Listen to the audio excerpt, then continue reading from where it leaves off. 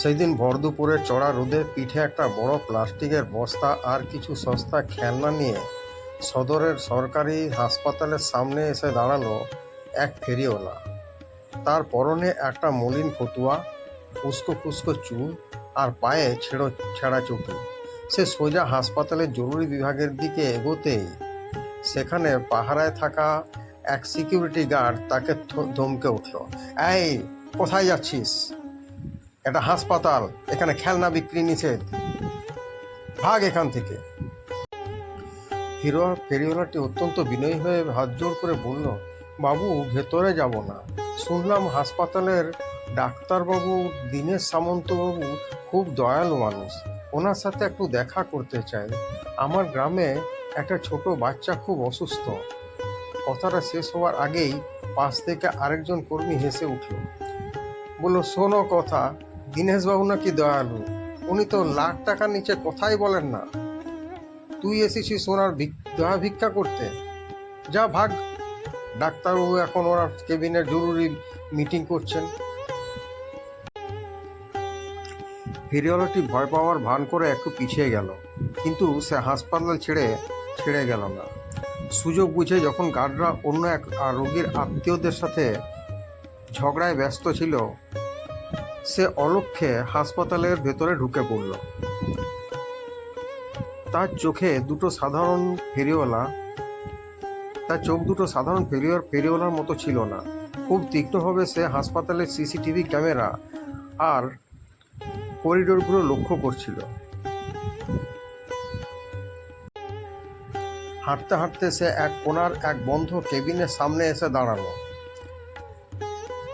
নেমপ্লেটে লেখা, ডাক্তার দীনেশ সামন্ত, chief medical officer. কেবিনের দরজাটা সামান্য ফাঁক করা ছিল। ফেরিওয়ালাটি দেয়ালের আড়ালে দাঁড়িয়ে ভেতরের কথা শুনতে লাগলো। ভেতরে ডাক্তার দীনেশ সামন্ত এক ওষুধ কোম্পানির এজেন্টের সাথে কথা বলছিলেন।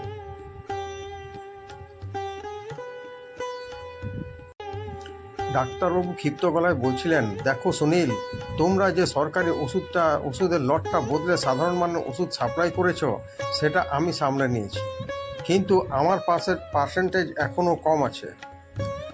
আগামী সপ্তাহের মধ্যে পুরো 15 লাখ টাকা আমার হাতে নাতে চাই, নইলে সরকারি ল্যাব থেকে তোমাদের ওষুধের স্যাম্পল ফেল করিয়ে দেব। এজেন্ট সুনীল হাত জোড় করে বলল, স্যার, একটু বিবেচনা করুন, এবার বাজারের মন্দা। আমি কোনো কথা শুনবো না, ডাক্তারবাবু টেবিল চাপড়ে বললেন। গরিব রোগীরা মরল না বাঁচল তা দিয়ে আমার কিছু যায় আসে না, আমার টাকা সময় মতো চাই। ঠিক তখনই ফেরিওয়ালার হাত থেকে একটা খেলনা গাড়ি ছিটকে পড়ল মেঝেতে, আর পড়ে শব্দ হলো। ভেতরে দুজনেই চমকে উঠল। ডাক্তার দীনেশ সামন্ত তড়িঘড়ি দরজা খুলে বাইরে এলেন এবং ফেরিওয়ালাটিকে দাঁড়িয়ে থাকতে দেখলেন। ডাক্তারবাবু রেগে আগুন হয়ে তার কলার চেপে ধরলেন। তুই কে রে? এখানে দাঁড়িয়ে কি করছিস? আমাদের কথা আড়ি পেতে শুনছিলি? ফেরিওয়ালাটি কিন্তু এবার আর ভয় পেল না। সে সোজা ডাক্তারবাবুর চোখের দিকে তাকালো। তার মুখের সেই কাঙাল ভাবটা নিমেষের মধ্যে কর্পূরের মতো উবে গেল। সে পকেট থেকে একটা ছোট মিনি ডিকটাফোন রেকর্ডার বের করে ডাক্তারবাবুর সামনে ধরল, যাতে ওনাদের সমস্ত কথোপকথন স্পষ্ট রেকর্ড হয়ে গেছে। ডাক্তারবাবু থতমত খেয়ে বললেন, কি এটা? তুই কে? ফেরিওয়ালাটি শান্ত অথচ গম্ভীর গলায় বলল, আমি অনির্বাণ চ্যাটার্জি, অ্যান্টি কারাপশন ব্যুরোর স্পেশাল ইনভেস্টিগেশন অফিসার। দীর্ঘদিন ধরেই সরকারি জীবনদায়ী ওষুধ কালোবাজারে পাচার হচ্ছিল, আর রোগীদের ভুয়া ওষুধ দেওয়ার যে চক্র আপনি চালাচ্ছিলেন ডাক্তারবাবু, তার আজ শেষ দিন। ডাক্তার দীনেশ সামন্ত চিৎকার করে সিকিউরিটি ডাকতে চাইলেন, কিন্তু তার আগেই করিডোর দিয়ে ছুটে এলো পুলিশ এবং অ্যান্টি কারাপশন ব্যুরোর একদল অফিসার। তারা ডাক্তারবাবু ও সেই এজেন্টকে হাতে নাতে গ্রেপ্তার করলো।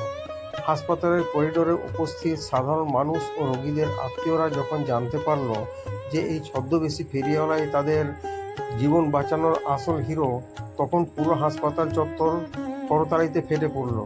অনির্বাণ চ্যাটার্জি তার কাঁধের ঝোলাটা ঠিক করে নিয়ে মুচকি হেসে পরবর্তী মিশনের দিকে পা বাড়ালেন।